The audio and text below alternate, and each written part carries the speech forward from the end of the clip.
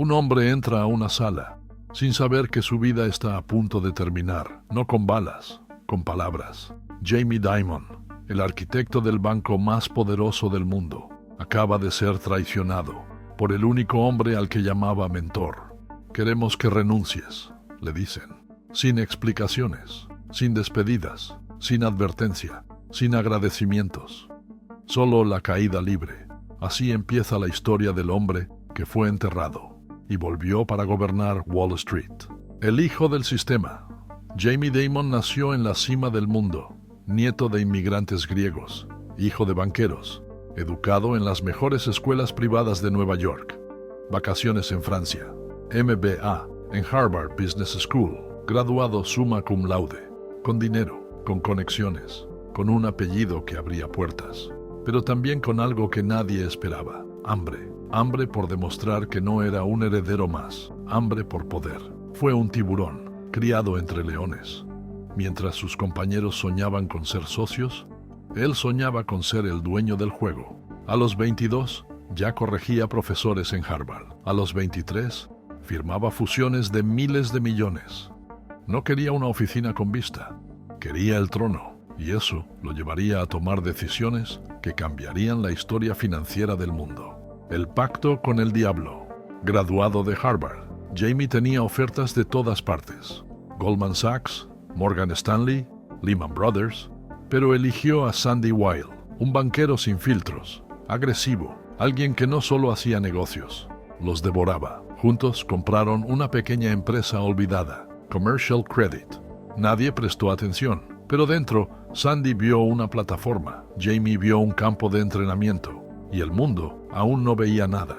Empezaron a adquirir compañías como quien recoge piezas de ajedrez, Smith Barney, Primerica, Salomon Brothers, una por una, hasta que ya no eran solo banqueros, eran arquitectos de un nuevo imperio. En 1998 nace Citigroup, el banco más grande del planeta, 100 millones de clientes, 100 países, 800.000 millones de dólares en activos. Por un momento, Jamie Dimon fue el rey. Parecía imparable. La puñalada, 12 años construyendo un imperio, borrados en una tarde. Pero justo después del mayor triunfo, cayó el cuchillo. En un retiro ejecutivo en California, sin previo aviso, Sandy Weill lo sacó del juego. No hubo gritos, solo una frase: hemos tomado una decisión.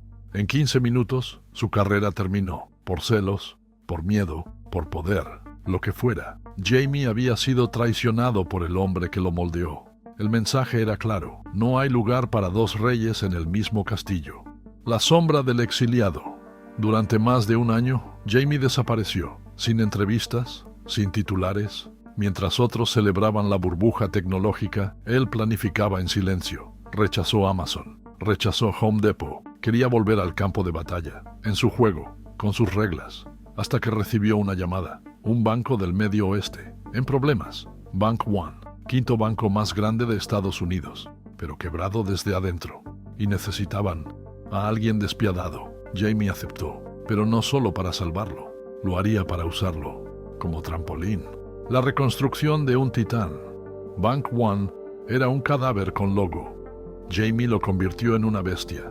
Despidió a 12.000 personas. Reestructuró todo el sistema de incentivos. Quitó privilegios. Cortó los bonos. Desmanteló la burocracia. Y trajo a su propio ejército. En 2 años, la acción subió 60%. El mensaje era claro. El banquero había vuelto.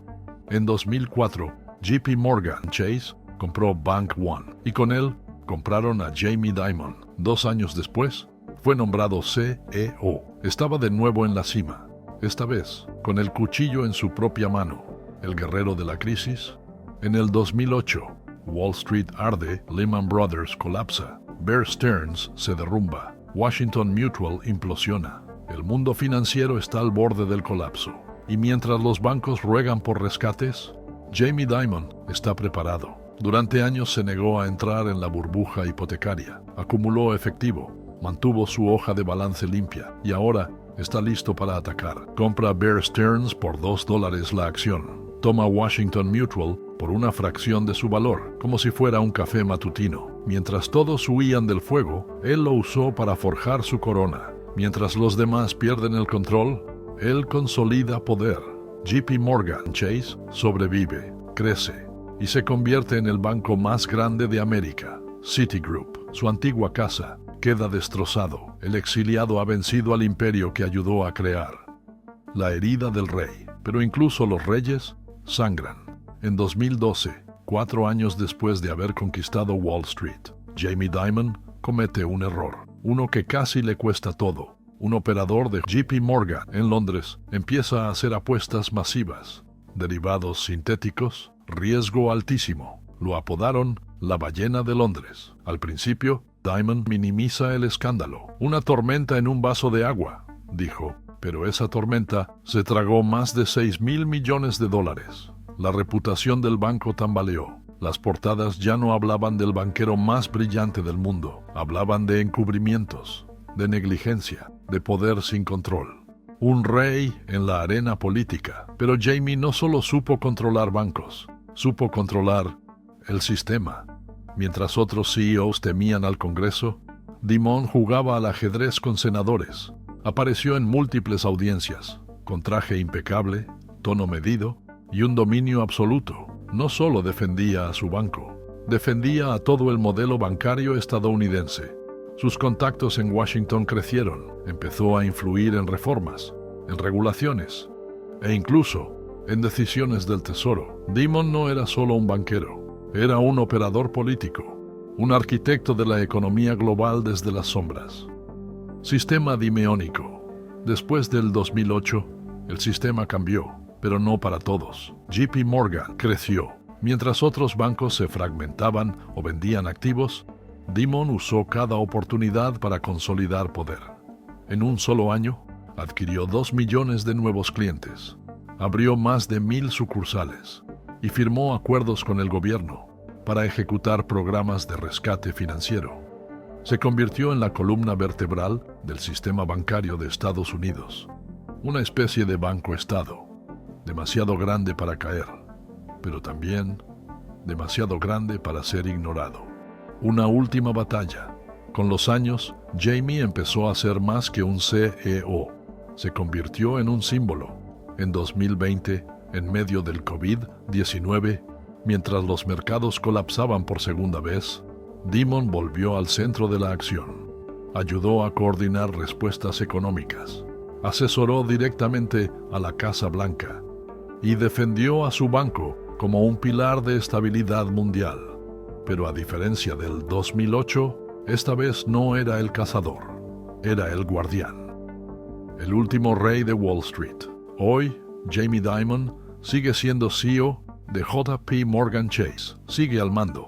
Uno de los pocos que sobrevivió al 2008. Millonario, temido, respetado. El último verdadero titán de Wall Street.